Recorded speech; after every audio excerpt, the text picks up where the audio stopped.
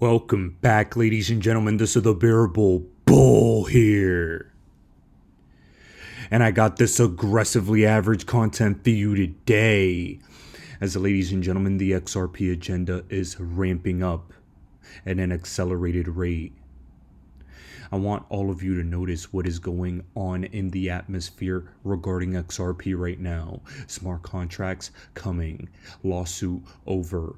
Case ended. Wars expanding. Election season. A change in Fed policy. Warren Buffett selling. What's about to happen next? Ladies and gentlemen, you guys don't watch me because I'm your favorite anonymous stranger on the internet who says aggressively average every single day. You guys watch me when there are perfect times of change, because during times of change is when the opportunists take advantage. And we here holding XRP have had our opportunity halted in place by the US government and corruption by the SEC. But right now we take our moment and opportunity back. I have a number of different things to discuss today. Some of the most important ones being the smart contract capabilities, a brief explanation on why that's so important and why that's going to bring praise, and also the Flare network. But first, I want to touch on the macro, as Ripple's posted in the August 2024 Jackson Hole meeting. The topic of the meeting was centered around reassessing the effectiveness and transmission of monetary policy, particularly on the plumbing of the financial system and how liquidity by central banks flow through the economy.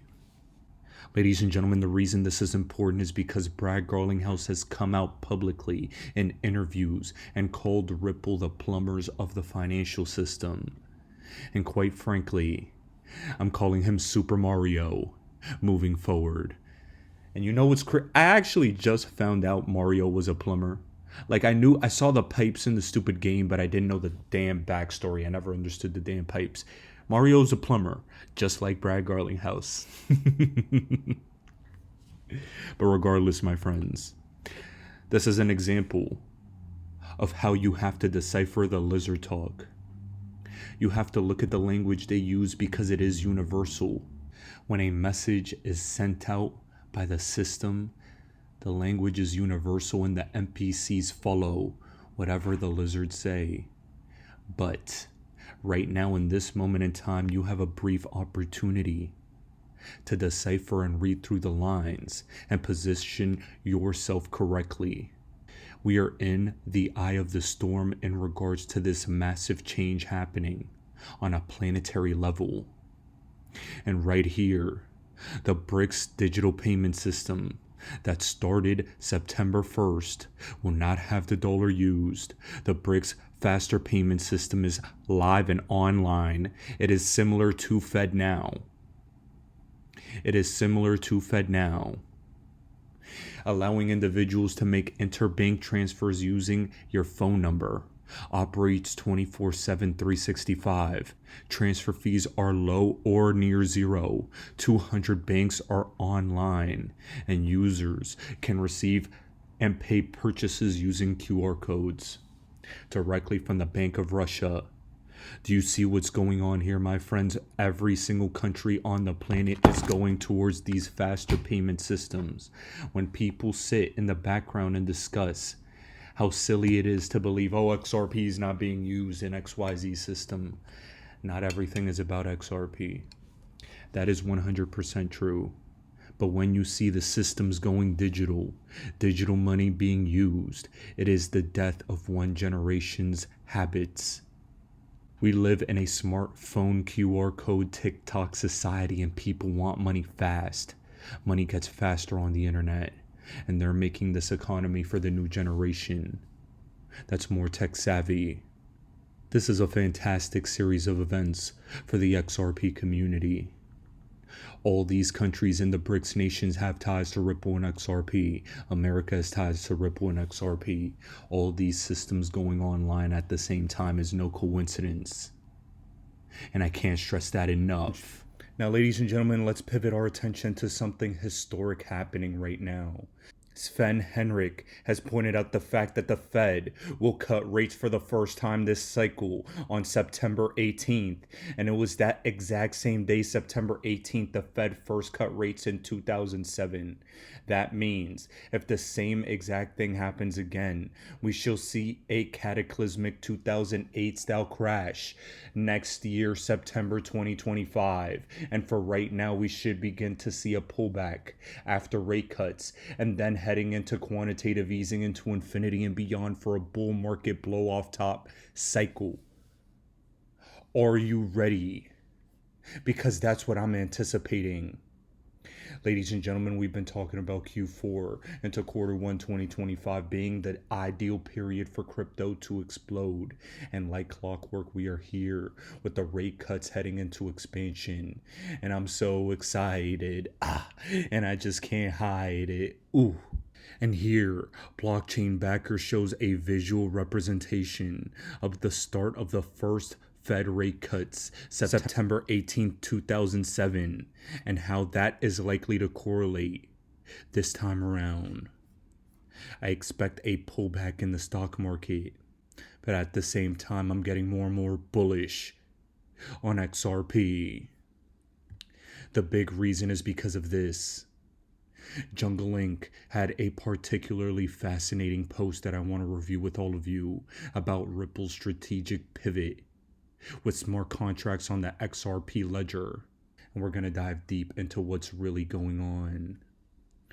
Ripple recently announced a major shift in smart contracts coming to the XRP ledger, but this announcement raised a lot of eyebrows in the community, especially among independent developers who feel blindsided by the pivot.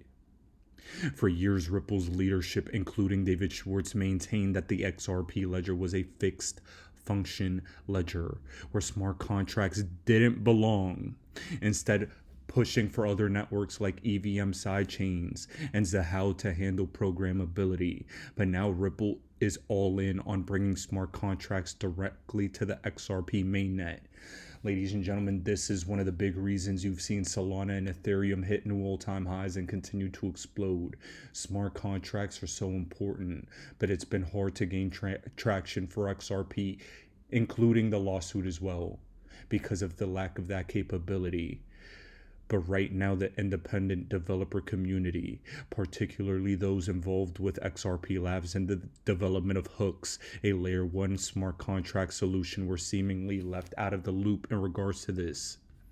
We'd say Wend, partner of XRPL Labs, expressed frustration in an open letter highlighting the lack of direct communication from Ripple about this pivot.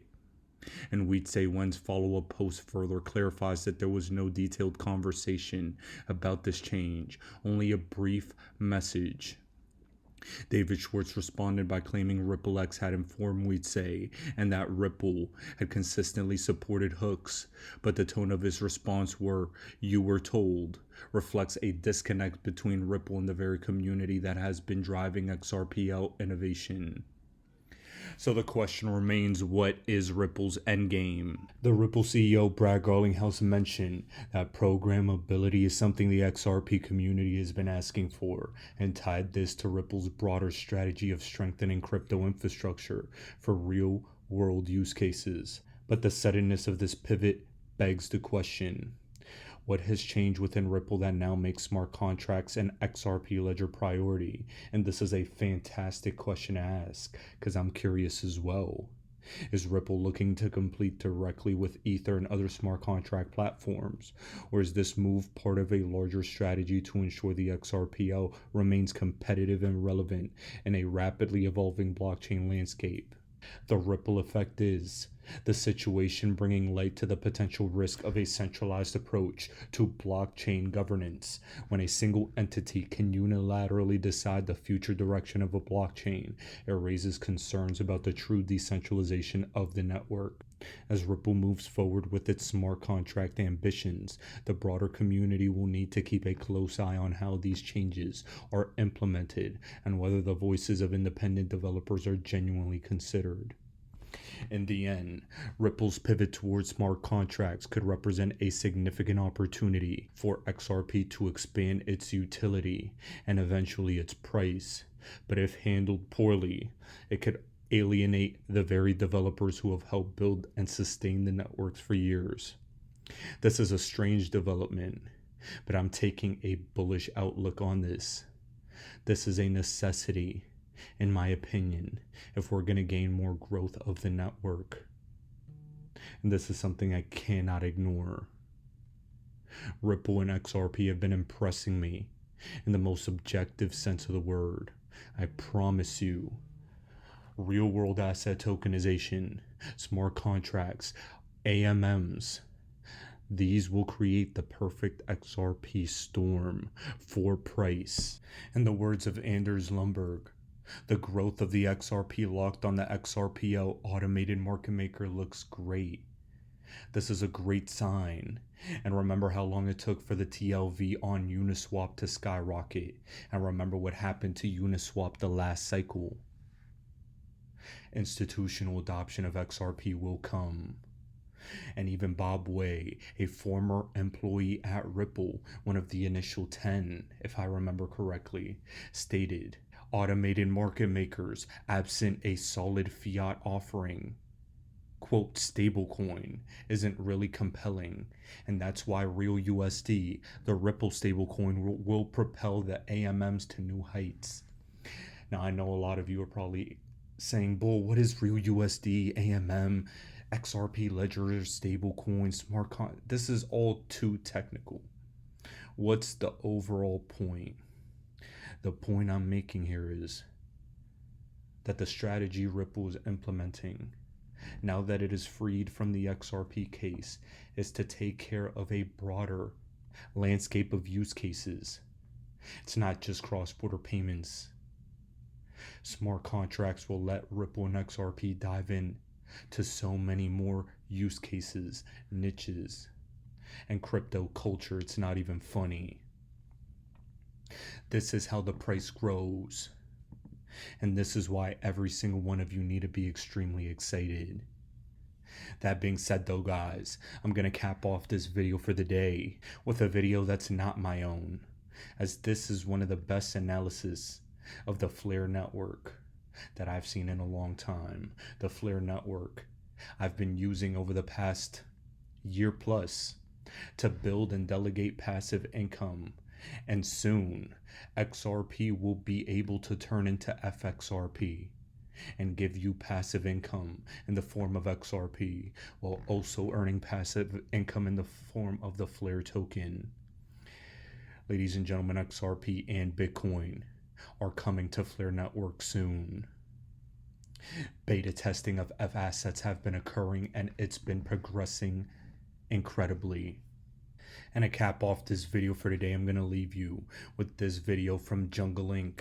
explaining that you really don't have any idea what's coming with the Flare network.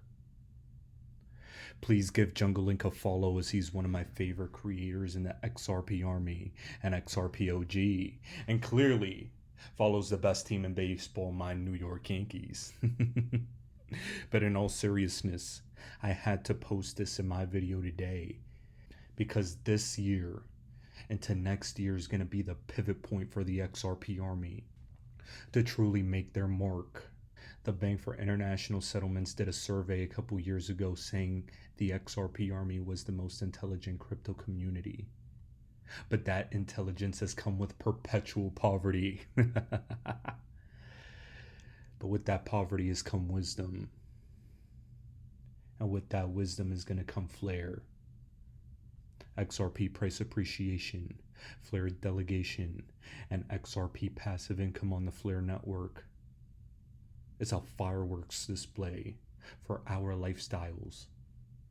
And what I can't stress enough is, once everything goes live, once everything is said and done, everyone will ask why they didn't know.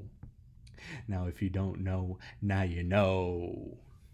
And guys, as I leave you with Jungle Inc., I highly recommend you subscribe to my OnlyFans at onlyfans.com/thebearablebull, as I posted recently a hour-and-a-half long exit strategy discussion I had with my mentorship community, discussing how I'm exiting an XRP, price targets, analysis, and questions asked.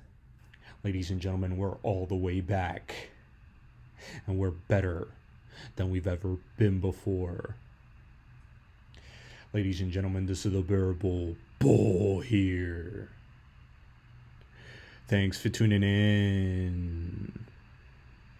As always, I appreciate every single one of you. Now I'll be back tomorrow with another video. Flare Network might be the single greatest opportunity of this bull run. We're going to go over this comprehensive report. Currently listed on junglelinkxrp.com, link down below if you want to read it in its entirety. We're going to cover the specific areas that are going to drive value for the Flare token, why I think it will perform so well. We're going to do some price predictions, some price modeling. In previous videos, I've done AI analysis and projections on what the Flare token can do. This time around, I've simplified it.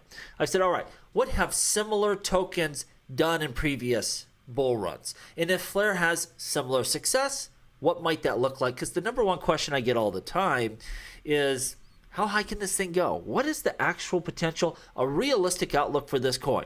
Truth be told, no one knows for sure, but I think looking at prior runs, similar coins with similar rankings, if you think Flare's going to do well, if you think it can do as well as those previous blockchains, it gives you kind of an idea of what is possible. Just another way to kind of look at things. Again, you don't know until you see it unfold.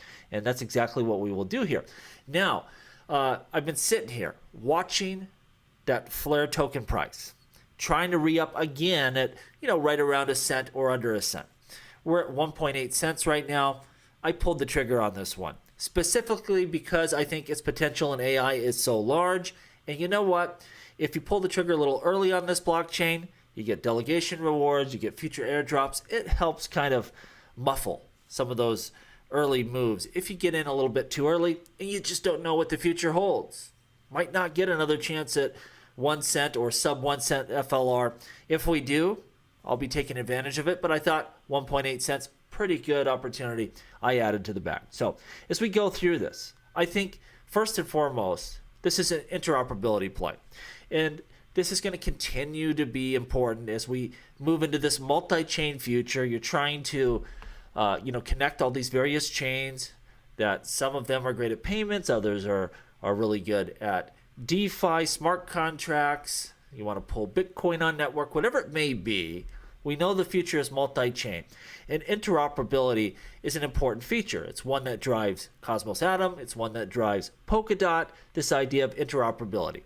And so Flare has a lot of really good advantages compared to its contemporaries. First and foremost, it's EVM compatible.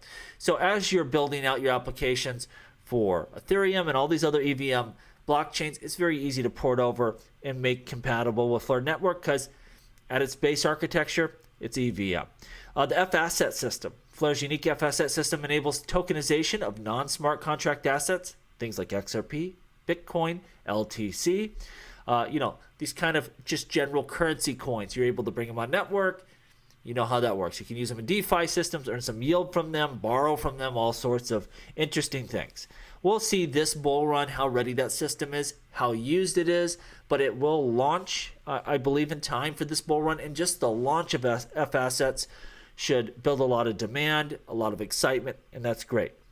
I think also novel is its built-in Oracle services. So you don't have to use Chainlink or one of these other Oracle systems. It's built in right there. Flare's decentralized Oracle system, FTSO, provides reliable, decentralized data feeds to smart contracts. So, we're getting data that we can rely on. Number two, it's got a lot of advantages within DeFi.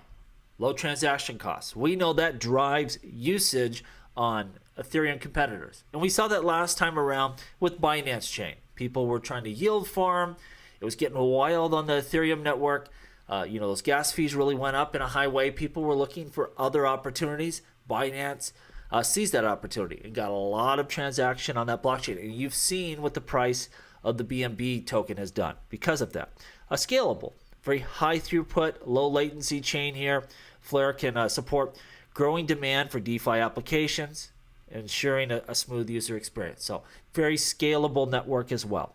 A lot of incentive for network participation, very important. You have to align the incentives for the builders, for the investors, and Flare has that. It should drive adoption of this blockchain.